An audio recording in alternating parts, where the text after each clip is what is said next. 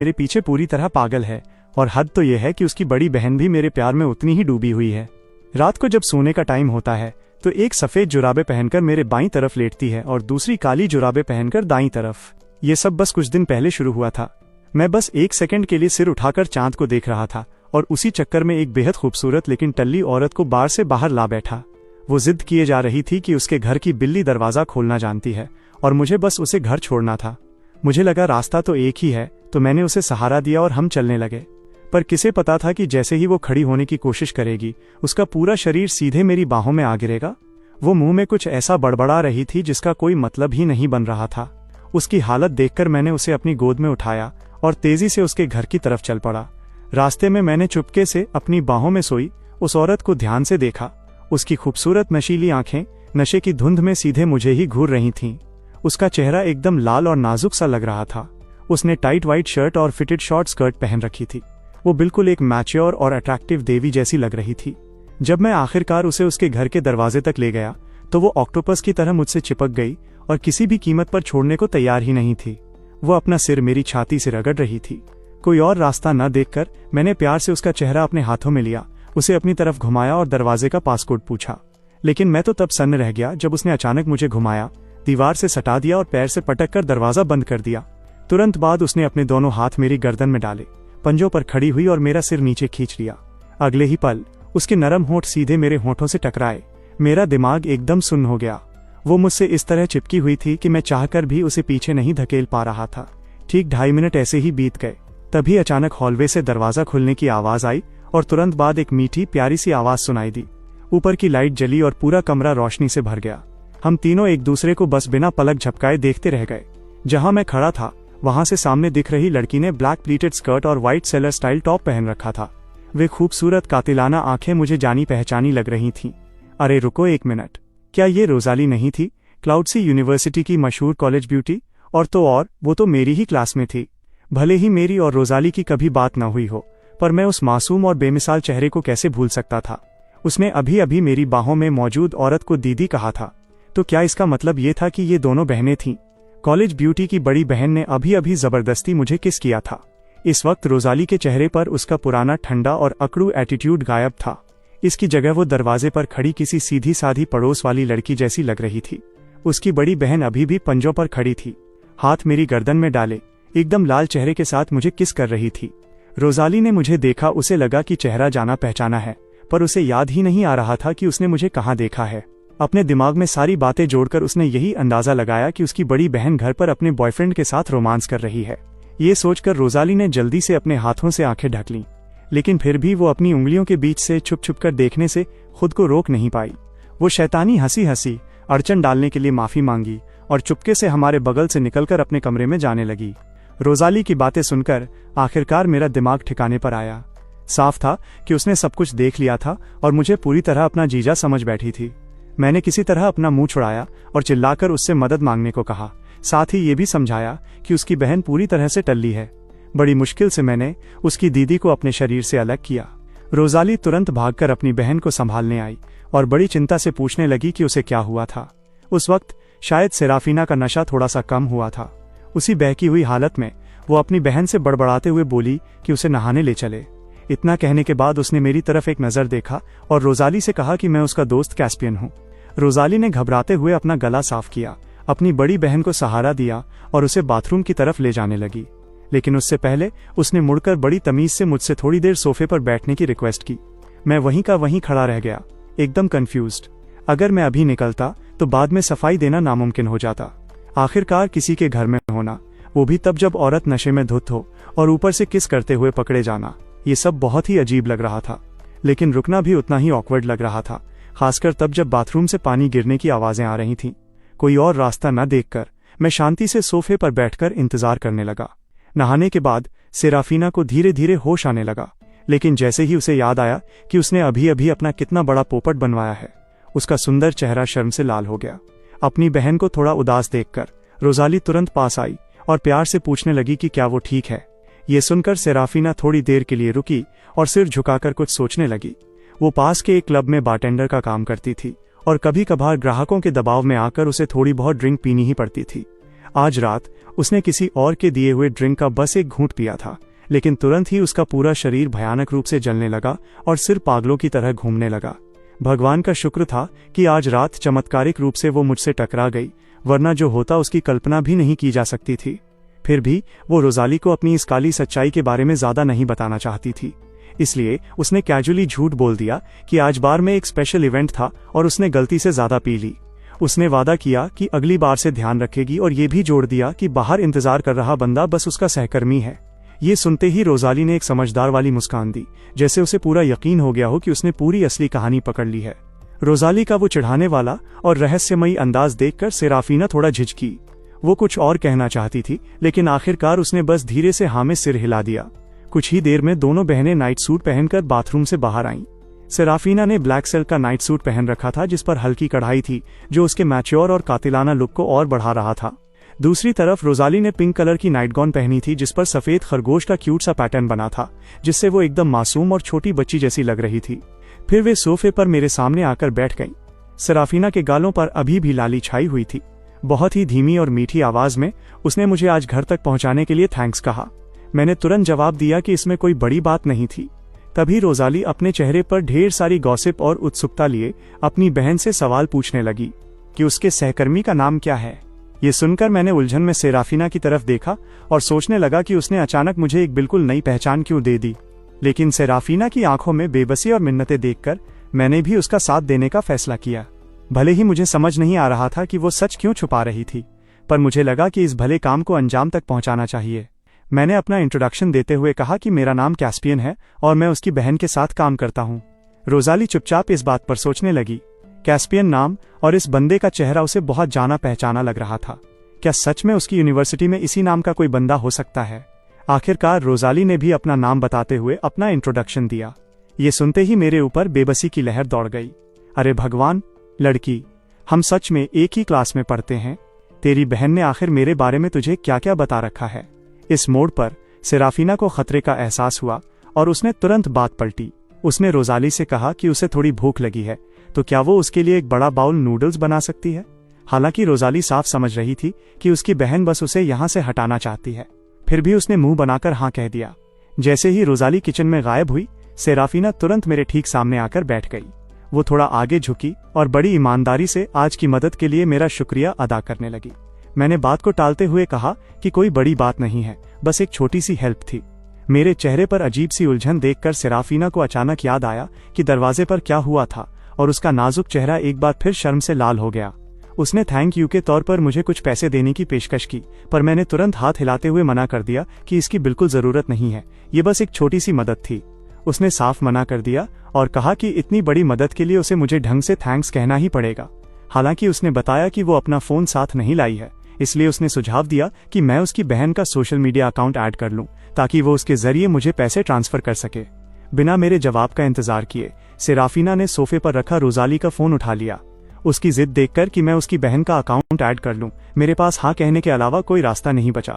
मैंने सोचा कि बस ऐड करता हूं और जितना जल्दी हो सके इस झंझट से बाहर निकलता हूं। सेराफीना ने पूछा कि क्या मैं अब निकल रहा हूं, तो मैंने जवाब दिया कि मैं अब उनके आराम में और खलल नहीं डालना चाहता। उसने मुझे याद दिलाया कि जब वो पैसे भेजे तो मैं एक्सेप्ट कर लूं, जिस पर मैंने सिर हिलाकर वादा किया कि मैं जल्द ही एक्सेप्ट कर लूंगा।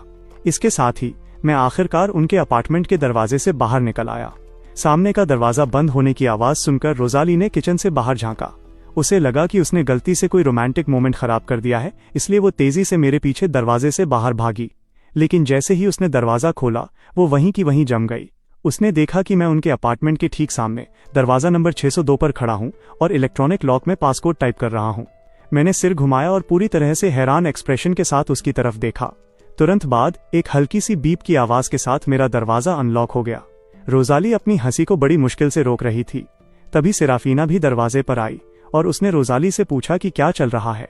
बहुत ही मीठी और नटखट आवाज में रोजाली ने अपनी बहन को आवाज दी और उस सिचुएशन की तरफ इशारा किया। जब मैं दरवाजा नंबर 602 पर खड़ा था तो सेराफीना एकदम शॉक होकर मुझे घूरने लगी। उसने पूछा कि क्या मैं सच में वहीं रहता हूँ।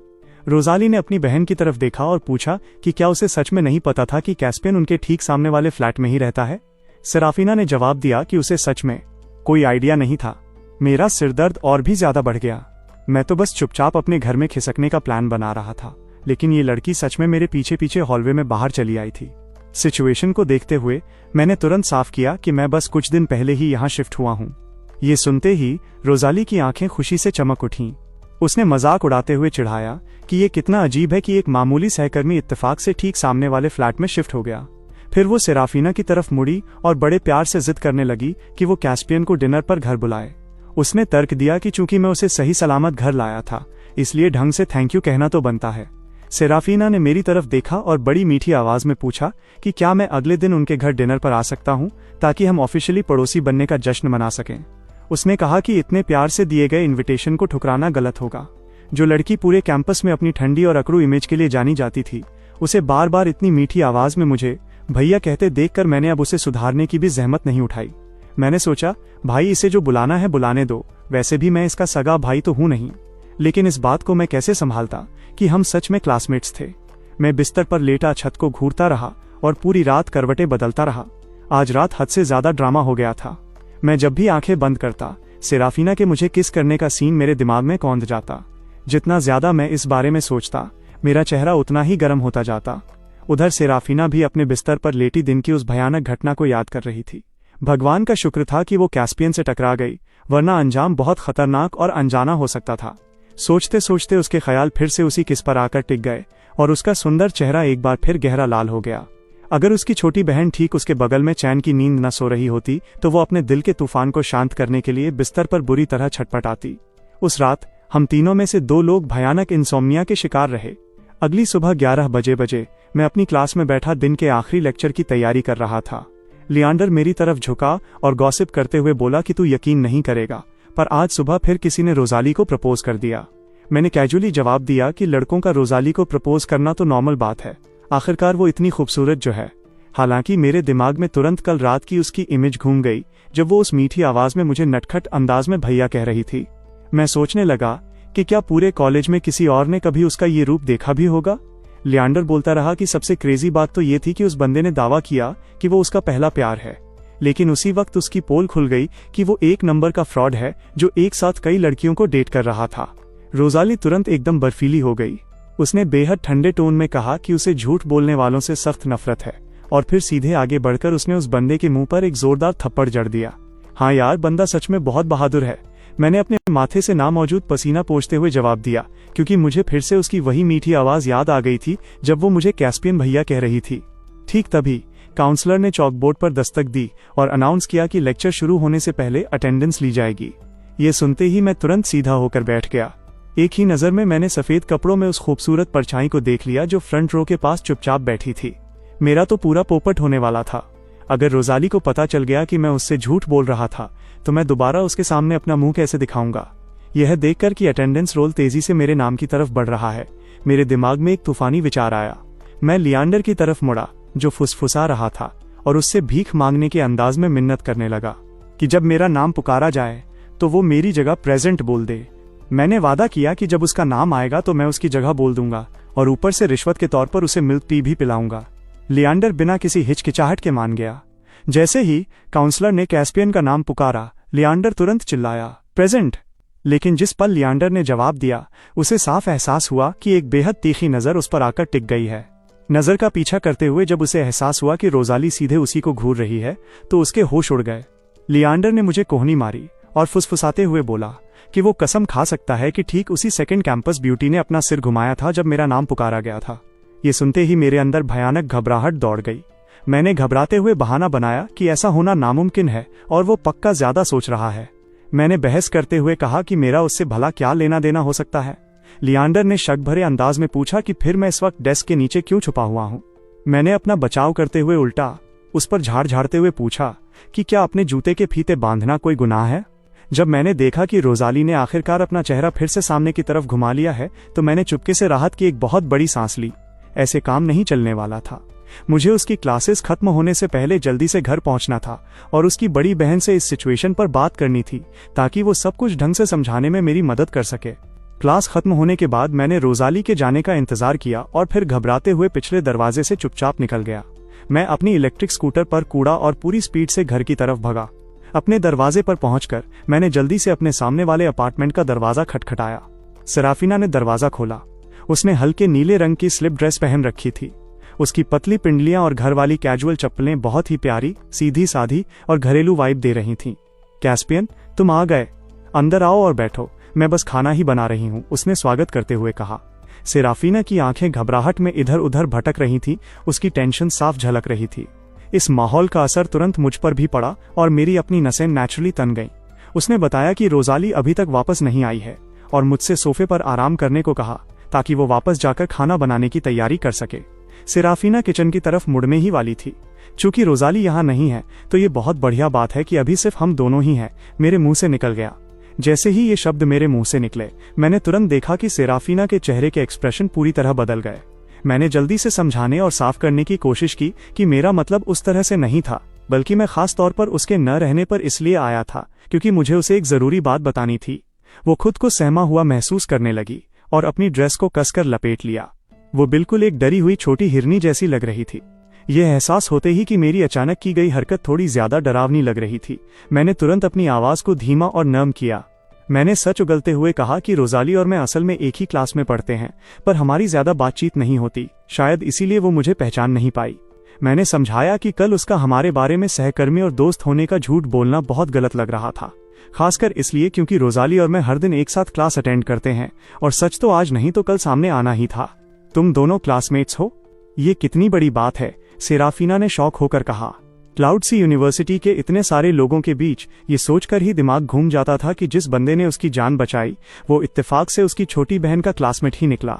इस बारे में सोचते हुए सेराफीना गहरी सोच में डूब गई। फिर उसने फैसला किया कि वो सीधे रोजाली को सच बता देगी कि वो नशे की हालत में रास्ते में मुझसे मिली थी और मैं असल में उसका कोई सहकर्मी नहीं हूँ। उसने मुझसे चिंता न करने को कहा और वादा किया कि वो अपनी बहन को सब कुछ साफ साफ समझा देगी। फिर उसने अचानक पूछा कि मैंने कल उसके भेजे हुए पैसे एक्सेप्ट क्यों नहीं किए। मैंने बेबसी में हाथ हिलाते हुए दोहराया कि इसकी सच में कोई जरूरत नहीं थी। सेराफीना ने तुरंत एक मासूम सा मुंह बना लिया और याद दिलाया कि कल ही तो हमारे बीच ये बात तय हुई थी और वैसे भी वो ईमानदारी से मेरी मदद का बदला चुकाने का कोई और सही तरीका सोच ही नहीं पा रही थी। उसका वो रोने जैसा मुंह देखकर मेरे पास हाँ कहने के अलावा कोई रास्ता नहीं बचा। हालांकि मेरे दिमाग के किसी कोने में मजाक मजाक में ये ख्याल जरूर आया कि मुझसे शादी करके बदला चुकाने का ऑप्शन यहाँ क्यों नहीं था। आधे घंटे बाद रोजाली घर वापस आई। सोफे पर बैठकर मुझे टीवी देखते हुए देखने के बाद उसका ध्यान किचन से आ रही अपनी दीदी के खाना बनाने की आवाजों पर चला गया। कितना प्यारा और एकदम परफेक्ट घरेलू सीन लग रहा था। रोजाली ने पक्का इरादा कर लिया कि वो चुपके से खिसक जाएगी ताकि हमें पूरी प्राइवेसी मिल सके। जैसे ही मैंने दरवाजे की तरफ सिर घुमाया, मैंने देखा कि रोजाली थोड़ा झुककर दबे पांव दरवाजे से बाहर निकलने की पूरी कोशिश कर रही है। मैंने उसे आवाज दी और पूछा कि वो क्या कर रही है। सिर नीचे किए मन ही मन मंत्र जपते हुए कि मुझे कोई देख नहीं रहा है, रोजाली वहीं की वहीं थम गई। बाहर का ड्रामा सुनकर सेराफीना ने किचन से मुंह बाहर निकाला और रोजाली को वापस आया देखकर खुशी खुशी बोली कि जब तक खाना बन रहा है वो थोड़ी देर बैठकर आराम करे। ये देखकर कि रोजाली अभी भी बड़े प्यार से मुझे भैया कह रही थी, सेराफीना तुरंत बातें साफ करने के लिए आगे आई। उसने रोजाली से कहा कि उसे एक जरूरी बात बतानी है। उसने माना कि कल रात वो असल में पूरी तरह से टल्ली थी और कैस्पियन ने उसे रास्ते में देखकर बस इसलिए घर पहुंचा दिया क्योंकि उसका घर भी रास्ते में ही था और उसने साफ किया कि वे बिल्कुल भी सहकर्मी नहीं हैं। रोजाली ने थोड़ा चिढ़कर पूछा कि फिर उसने झूठ क्यों बोला। सेराफीना ने समझाया कि उसे डर था कि रोजाली फालतू में चिंता करेगी, खासकर तब जब कैस्पियन उस वक्त सिर्फ एक अनजान बंदा था। रोजाली को अभी भी थोड़ा शक हो रहा था। आखिरकार कल रात उन दोनों ने एक दूसरे को इतने पैशन के साथ किस किया था। भले ही उसकी बड़ी बहन पूरी नशे में धुत रही हो, पर वो किसी भी ऐरे गहरे अजनबी को तो किस करने से रही। सेराफीना ने उससे कहा कि अगर उसे यकीन नहीं हो रहा तो वो खुद कैस्पियन से पूछ सकती है। पूरी तरह से बात में हाँ मिलाते हुए मैंने भी कंफर्म किया कि कल रास्ते में मेरी मुलाकात सेराफीना से हुई थी और रास्ता एक ही होने की वजह से मैंने बस उसे ड्रॉप कर दिया था। रोजाली अपने दिमाग में सारा हिसाब किताब लगाने लगी। दाल में कुछ तो काला था। पिछले 2 दिनों से उसकी दीदी लगातार परेशान और खोई खोई सी लग रही थी, लेकिन जैसे ही कैस्पियन भैया घर आए वो इतनी खुशी खुशी मुस्कुरा रही थी। ये तो साफ दिख रहा था कि दीदी के दिल में उनके लिए फीलिंग्स हैं। इस बात को कल रात की उनकी क्लोजनेस से जोड़ते हुए रोजाली एक ठोस नतीजे पर पहुंची। उसकी बड़ी बहन को पक्का कैस्पियन भैया से प्यार हो रहा है। क्या ये सच में पहली नजर का प्यार हो सकता है? रोजाली को इतनी गहरी सोच में डूबा देखकर मैंने सोचा कि अब सच बता देने और वो बात जाहिर करने का टाइम आ गया है जो हमने अभी तक उसे नहीं बताई थी। मैंने कहना शुरू किया कि असल में हम दोनों क्लासमेट्स हैं, लेकिन उसने मुझे बीच में ही टोक दिया और पूछा कि क्या इसका मतलब ये है कि अब वो इस सब का हिस्सा नहीं रह सकती। मैं हकलाते हुए उसकी बात सुधारने लगा कि मेरा कहने का मतलब ये था कि हम असल में। उसने मुझे फिर से बीच में ही टोक दिया और उसने बड़े दुखी मन से पूछा कि क्या मैं अब उसे अपनी छोटी बहन नहीं बनाना चाहता। जैसे ही उसने ये कहा, उसकी बड़ी बड़ी सुंदर आंखों में आंसू छलकने लगे। मेरे मुंह का कोना अजीब तरह से फड़कने लगा और मैंने पूरी तरह हार मानते हुए कह दिया कि उसकी जो मर्जी आए वो करे। यह सब ड्रामा देखते हुए सेराफीना बस धीरे से मुस्कुराई और बात को आगे न बढ़ाने का फैसला किया, क्योंकि वैसे भी खाना बनने में अभी थोड़ा टाइम और था। रोजाली एक्साइटेड होकर मुझे और सेराफीना को मोनोपोली खेलने के लिए घसीट लाई। शुरुआत में तो सब कुछ एकदम नॉर्मल था, बस प्रॉपर्टी खरीदना और किराया वसूलना। लेकिन जैसे ही सेराफीना ने एक पेनल्टी कार्ड उठाया, कमरे का माहौल अचानक बहुत ही ऑकवर्ड और नाजुक हो गया। मैंने देखा कि सेराफीना पहले तो पूरी उलझन में कार्ड को घूरती रही, फिर उसने अपनी नजरें घुमाई और घबराकर मेरी और रोजाली दोनों की तरफ देखा। पलक झपकते ही उसके चेहरे के एक्सप्रेशन पूरी तरह बदल गए। उसने अनाउंस किया कि ये कार्ड काउंट नहीं होगा और वो नया कार्ड ड्रॉ करेगी। उसका चेहरा पक्कर लाल सेब जैसा हो चुका था। रोजाली ने साफ मना कर दिया और चिल्लाई कि वो ऐसा बिल्कुल नहीं कर सकती। अपनी बहन को चौंकाते हुए रोजाली ने उसके हाथ से कार्ड छीन लिया और उसे जोर से पढ़ा, अपने बाईं तरफ बैठे प्लेयर को किस करो। मैंने जो पानी का घूंट अभी अभी पिया था वो लगभग जोर से बाहर फवारे की तरह निकलने ही वाला था। क्या ये सच में मोनोपोली का कोई शरीफों वाला गेम था? मैंने कड़क आवाज में पूछा कि उसने आखिर ये बोर्ड गेम कहाँ से खरीदा है। ये मेरी रूममेट का है, उसने कुछ टाइम पहले मुझे दिया था। मैंने तो इसे पहले कभी खेला भी नहीं है, रोजाली बोली। तो फिर मैं इसे किसी दूसरे कार्ड से बदल लेती हूँ, सेराफीना ने कार्ड बदलने की तैयारी करते हुए कहा। लेकिन ठीक उसी पल रोजाली को पूरी सिचुएशन समझ आ गई। बिल्कुल नहीं, गेम के रूल्स तो फॉलो करने ही पड़ेंगे। रोजाली की आंखें चमक उठीं और उसने आसपास देखा। हम एक यू शेप सोफे पर बैठे थे और महज इत्तेफाक से मैं सीधे सेराफीना के बाईं तरफ बैठा था। इसका मतलब यह था कि सेराफीना की सजा का टारगेट कोई और नहीं बल्कि मैं ही था। रोजाली भला ऐसा परफेक्ट मौका हाथ से कैसे जाने देती। जाहिर है सेराफीना का इस पेनल्टी को पूरा करने का 1% भी इरादा नहीं था। अगर उसने अपनी छोटी बहन के ठीक सामने मुझे किस किया तो उसे लगा कि वो शर्म के मारे वहीं ढेर हो जाएगी। मैं खुद भी बहुत अनईजी फील कर रहा था। ये सजा सच में लिमिट क्रॉस कर रही थी। मैंने सुझाव दिया कि हमें सच में कार्ड बदल लेना चाहिए, लेकिन रोजाली ने तुरंत अपनी मिन्नतें करने वाली नौटंकी शुरू कर दी और अपनी बड़ी बड़ी मासूम आंखें मटकाने लगी। ठीक है फिर, सेराफीना धीरे से बड़बड़ाई। ये सुनकर मेरी आंखें शौक से फटी की फटी रह गईं। मुझे अपने कानों पर बिल्कुल यकीन ही नहीं हो रहा था। इस वक्त सेराफीना का छोटा सा चेहरा खौफनाक हद तक लाल था, बिल्कुल पके हुए सेब जैसा। कैस्पियन, अपनी आंखें बंद करो, सेराफीना ने कहा। उसकी आवाज बेहद कमजोर और धीमी थी। मैंने चुपचाप एक गहरी सांस ली। अगर मैं कहूं कि मेरा दिल धक धक नहीं कर रहा था तो ये पूरी तरह झूठ होगा। लेकिन अगर सेराफीना सच में ऐसा नहीं करना चाहती थी तो मैं कभी जबरदस्ती नहीं करता। पर वो तो खुद ही शुरुआत कर रही थी। इसलिए एक आज्ञाकारी बच्चे की तरह मैंने अपनी आंखें बंद कर लीं और अपने होंठ थोड़े से खोल दिए। वही जानी पहचानी नशीली खुशबू पास और पास आती गई। आखिरकार एक अजीब सी करंट जैसी सेंसेशन मेरी स्किन पर महसूस हुई। एक बहुत ही नाजुक सा टच सीधे मेरे गाल पर हुआ, जिससे मेरी सांसें पूरी तरह अटक गईं। वे छोटे से 5 सेकंड बहुत दर्दनाक और लंबे लग रहे थे, जैसे कई मिनट बीत गए हों। जब तक वो नशीली खुशबू धीरे धीरे दूर नहीं हो गई तब तक मैंने धीरे से अपनी आंखें नहीं खोली। सेराफीना शर्म के मारे इतनी पानी पानी हो चुकी थी कि ऐसा लग रहा था मानो वो जमीन में गड़ जाना चाहती हो। उसने अपना सिर सोफे के कुशन में गहराई से छुपा लिया। वो पूरी तरह जम चुकी थी, शब्दहीन हो गई थी और उसकी उंगलियां अनजाने में उसकी ड्रेस का कोना मरोड़ रही थीं। आखिरकार रोजाली ही थी जिसने इस दमघोंटू और ऑकवर्ड माहौल को तोड़ा। उसने अपने हाथ बजाए और पासा सीधे मेरे हाथों में थमा दिया। उसकी आंखों में बेकाबू शैतानी साफ झलक रही थी। वो इतना बड़ा तमाशा देखने के लिए बेताब थी। अगली बारी रोजाली की कार्ड ड्रॉ करने की थी। उसने बड़े उत्साह के साथ एक कार्ड पलटा, लेकिन उसके चेहरे पर खिलती हुई बड़ी सी मुस्कान पल भर में गायब हो गई। उसका रिएक्शन बिल्कुल कुछ देर पहले हुई उसकी बड़ी बहन जैसा ही था और वो भी बिल्कुल उसी सन्नाटे में डूब गई। मेरा दिल जोर जोर से धड़कने लगा। मुझे रह रहकर यही लग रहा था कि इस गेम का एक भी पेनल्टी कार्ड सही नहीं था। मैंने सुझाव दिया कि हमें इसे भी स्किप कर देना चाहिए, क्योंकि ये भी सही नहीं लग रहा था। लेकिन इससे पहले कि रोजाली कोई जवाब देती, सेराफीना जो अब तक बिल्कुल चुप थी अचानक बोल पड़ी। उसकी टोन में बदला लेने वाली साफ मुस्कान थी। रोजाली, गेम के रूल्स तो जरूर फॉलो करने पड़ेंगे। तुम्हारी बड़ी बहन ने अभी अपना वादा निभाया है तो तुम चीटिंग करके बच नहीं सकती। अपनी बहन की आंखों में वो थोड़ी खतरनाक चमक देखकर रोजाली का रोने का मन होने लगा, पर उसकी आंखों में आंसू बचे ही नहीं थे। अपने दिल ही दिल में उसने इन कार्ड्स को बनाने वाले बंदे को 800 बार कोसा। कर्म का फल बहुत जल्दी मिल गया था। अपने ठीक दाईं तरफ बैठे प्लेयर को 1 सेकंड के लिए किस करो। सेराफीना ने हाथ बढ़ाकर रोजाली के हाथ से कार्ड छीन लिया और उसे जोर से पढ़ा, पूरा असर डालने के लिए जानबूझकर अपनी आवाज पर जोर दिया। मुझे लगा कि मेरा दिमाग फट जाएगा। सीरियसली, क्या ये गेम खास तौर पर मुझे टॉर्चर करने के लिए ही बनाया गया था? सारे पनिशमेंट सीधे मुझे ही टारगेट क्यों कर रहे थे?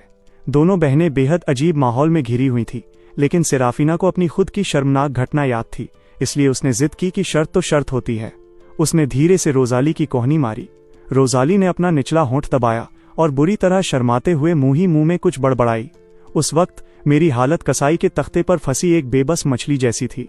जैसे कोई अपनी बलि दिए जाने का इंतजार कर रहा हो, वैसी ही उलझी हुई फीलिंग्स के साथ मैंने अपनी आंखें कसकर बंद कर लीं। अगले ही पल एक ताज़ा मीठी लड़की जैसी खुशबू मेरी नाक तक पहुंची, जो सेराफीना की मैच्योर और कातिलाना खुशबू के मुकाबले काफी यंग और फ्रेश लग रही थी। मैंने 2 सेकंड इंतजार किया, लेकिन मुझे वो टच महसूस ही नहीं हुआ जिसकी मैं उम्मीद कर रहा था। इसके बजाय वो मेरी ठोड़ी के ठीक पास आकर झुक गई। मैंने तुरंत अपनी आंखें खोल दी। सेराफीना भी इस नज़ारे को पूरी तरह शॉक होकर घूर रही थी।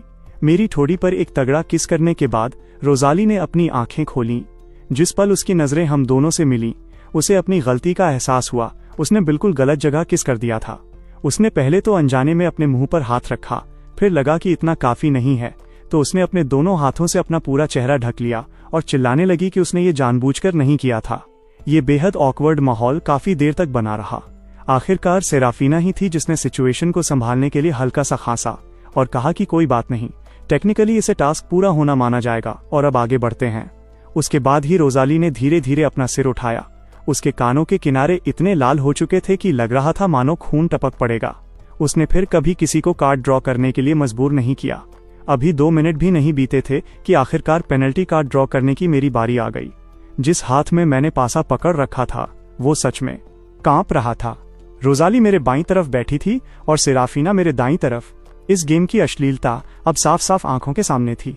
कौन जाने ये इस बार कौन सी वाहियात डिमांड कर दे। और बिल्कुल उम्मीद के मुताबिक जिस पल मैंने कार्ड पलटा, हम तीनों के होश उड़ गए। अपने ठीक दाईं तरफ बैठे प्लेयर की जांघ को 5 सेकंड के लिए सहलाओ। नीचे लिखी छोटी लाइनों में तो और भी गंदी नीयत छुपी थी। अगर स्कर्ट पहनी है तो जांघ का खुला होना जरूरी है। कमरे की हवा वहीं की वहीं जम गई। मेरे ठीक दाईं तरफ बैठी इंसान कोई और नहीं बल्कि सेराफीना थी। उसने जो खूबसूरत सिंपल स्कर्ट पहन रखी थी, वो अचानक आंखों में बुरी तरह खटकने लगी। उसके गाल तुरंत गहरे लाल हो गए। हमारे बगल में बैठी उसकी छोटी बहन रोजाली ने शौक में अपनी आंखें फाड़ ली। गेम की सारी हदें पार करने वाली इन शर्तों से वो साफ साफ डर गई थी। मुझे लगा जैसे मेरे होठों के कोने तेजी से फड़क रहे हैं। ये सजा तो हमारे सामने चल रहे इस सीन के लिए ही बनी लग रही थी। सेराफीना को देखकर लगा जैसे उसके सिर से धुआं निकलने ही वाला है। इस मनहूस और ऑकवर्ड माहौल को तोड़ने की अपनी तरफ से पूरी कोशिश करते हुए मैंने सुझाव दिया कि हमें इस गेम को यहीं बंद कर देना चाहिए। रोजाली अपनी बुरी तरह बेइज्जत हुई बड़ी बहन को बचाने के लिए तुरंत मान गई, लेकिन सभी को चौंकाते हुए सेराफीना ने एक गहरी सांस ली, जैसे उसने कोई बहुत बड़ा फैसला ले लिया हो। उसने असल में धीरे से हाँ में सिर हिला दिया। वो इस सजा को एक्सेप्ट कर रही थी। अभी बात हवा में घुली भी नहीं थी कि उसकी गोरी नाजुक उंगलियों ने अपनी स्कर्ट का कोना पकड़ा और उसे धीरे धीरे ऊपर उठाया। बिना किसी चेतावनी के लाइट की रोशनी में टाइट और बेदाग जांघ का एक हिस्सा पूरी तरह दिख गया। स्किन का वो टुकड़ा सबसे बेहतरीन सफेद संगमरमर जैसा चिकना और परफेक्ट था, जिससे एक कातिलाना चमक निकल रही थी। मेरा दिल सच में 1 सेकंड के लिए रुक गया। ऐसा लगा जैसे पूरी दुनिया में सन्नाटा छा गया हो। मुझे अपनी ही नसों में दौड़ते खून की खौफनाक आवाज सुनाई दे रही थी। कांपते हुए मैंने अपना हाथ आगे बढ़ाया और मेरी उंगलियों के पोर उसकी घुटने के ठीक ऊपर वाले हिस्से पर हल्के से टिक गए। जिस पल हमारी स्किन टच हुई, मैं साफ महसूस कर सकता था कि उसका पूरा शरीर तुरंत तन गया। ये भयानक घबराहट और जबरदस्त शर्म के मेल से पैदा हुई एक कंपी थी। एक पल हिचकिचाने के बाद मैंने आखिरकार अपनी आंखें बंद कर लीं और 5 लंबे सेकंड के लिए उस गरम नरम स्किन को धीरे से सहलाया। जैसे ही सेकंड खत्म हुए, सेराफीना ने तुरंत अपनी स्कर्ट का कोना नीचे खींच लिया। उस होश उड़ा देने वाली गोरी रंगत को एक पल में फिर से ढक दिया, बिल्कुल वैसा ही करते हुए जैसा उसकी छोटी बहन ने पहले किया था। उसने अपना लाल चेहरा सोफे के कुशन में गहराई से छुपा लिया और बाहर आने से साफ इनकार कर दिया। ये माहौल ऑकवर्ड होने की सारी हदें पार कर चुका था। हम तीनों के दिमाग में एक ही वक्त पर एक ही ख्याल आया, इस गेम को हमेशा हमेशा के लिए बैन कर देना चाहिए। धड़ाम धड़ाम दो तेज आवाजें गूंजी जब दोनों बहनें भगोड़ों की तरह अपने अपने बेडरूम में भाग गईं और अपने दरवाजों को जोर से पटक कर उन्होंने इस घुटने वाले ड्रामा को खत्म किया। मैं सोफे पर अकेला ढेर हो गया। मेरा दिमाग कुछ देर पहले हुई उस धड़कने रोक देने वाली सेंसेशन को अनगिनत बार रिप्ले कर रहा था और मैं काफी देर तक खुद को शांत नहीं कर पाया। अगली शाम तक वो भारी और अजीब सा सन्नाटा अभी भी हम सभी के ऊपर मंडरा रहा था। इस अजीब सी खामोशी को तोड़ने की एक नाकाम कोशिश में रोजाली ने सुझाव दिया, ताश खेलने का। उसने कसम खाई कि ये गेम पूरी तरह लक पर बेस्ड है और 3 पत्ती खेलना शुरू कर दिया, वो भी हारने वाले के चेहरे पर स्टिकी नोट्स चिपकाने वाली क्लासिक सजा के साथ। उसे सच में लगा था कि इससे वो पूरी तरह तबाह होने से बच जाएगी। आधा घंटा बीतते बीतते उसे एहसास हो गया कि वो कितनी बड़ी गलतफहमी में थी। रोजाली का पूरा चेहरा स्टिकी नोट से ढका हुआ था, यहाँ तक कि अपने खुद के कार्ड्स देखने के लिए भी उसकी नजर पूरी तरह ब्लॉक हो चुकी थी। एक और करारी हार का सामना करते हुए उसका रोने का मन होने लगा, पर उसकी आंखों में आंसू ही नहीं बचे थे। उसके चेहरे के ढेरों एक्सप्रेशंस को देखकर जो एक भी इमोशन छुपा नहीं पा रहे थे, मैंने पूरी बेबसी में अपना सिर हिला दिया। मेरे बगल में बैठी सेराफीना भी अपनी छोटी बहन का मजाक बनते देखकर मजे ले रही थी और उसे चिढ़ा रही थी कि गेम में इतनी बेकार होने के बावजूद खेलने का इतना भूत क्यों सवार रहता है। आखिरकार रोजाली बेशर्मी से नखरे दिखाने पर उतर आई। उसने गुस्से में अपने चेहरे से एक स्टिकी नोट उखाड़ा और सीधे अपनी बड़ी बहन के गाल पर चिपका दिया। फिर उसने अपना सिर घुमाया और बेहद उम्मीद भरी आंखों से मुझे घूरने लगी। अब मैं भी क्या ही करता, मुझे उसके नखरे उठाने ही पड़े। उसकी हाँ में हाँ मिलाते हुए मैंने अपना चेहरा आगे बढ़ा दिया ताकि वो जो चाहे कर सके। आखिरकार रोजाली के चेहरे पर एक जीत वाली घमंडी मुस्कान खिल उठी।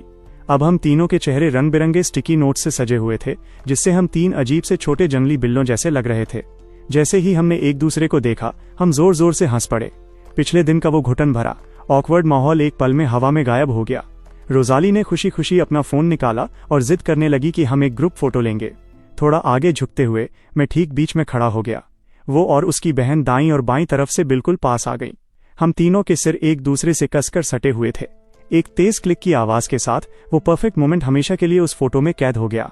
हम तीनों बेहद खुशी से मुस्कुरा रहे थे। मेरे चेहरे पर पूरी संतुष्टि का एक्सप्रेशन था। रोजाली एकदम बिंदास मुस्कुरा रही थी और सेराफीना के चेहरे पर थोड़ी सी शर्म और मीठापन था। उसकी आंखों में एक गहरा और प्यारा अपनापन छलक रहा था। उस फोटो को घूरते हुए वो सोच में डूब गई। क्या ये बिल्कुल वैसा ही एक प्यारे और गर्मजोशी से भरे घर का नजारा नहीं था जिसका सपना उसने हमेशा देखा था? रोजाली के इस मस्त सुझाव की वजह से हम तीनों के फोन की लॉक स्क्रीन तुरंत उसी सेम फोटो में बदल गई। टेबल पर 3 स्क्रीन एक साथ चमकती देखकर जिस पर वही अनोखी और खूबसूरत फैमिली फोटो दिख रही थी, हम और भी जोर से हंस पड़े। अगली सुबह सुबह फोन की घंटी की आवाज से मेरी नींद बेरहमी से टूट गई और स्क्रीन पर वही फैमिली फोटो जगमगा उठी।